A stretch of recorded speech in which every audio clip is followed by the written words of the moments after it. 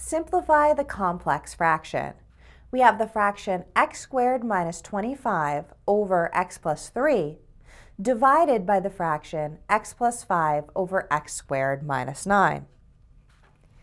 We can rewrite this complex fraction, noting that the middle fraction bar represents division, as does all of the fraction bars, and we can rewrite this as x squared minus 25 over x plus 3 divided by x plus 5 over x squared minus 9. To divide, we multiply by the reciprocal, and so we have x squared minus 25 over x plus 3 times x squared minus 9 over x plus 5. Now, before we multiply, let's factor.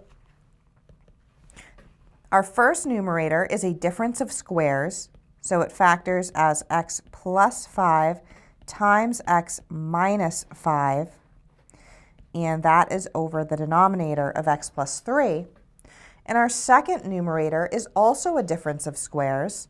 This factors as x plus 3 times x minus 3, and that's over a denominator of x plus 5. Now we multiply the numerators and denominators. We have x plus 5 times x minus 5 times x plus 3 times x minus 3.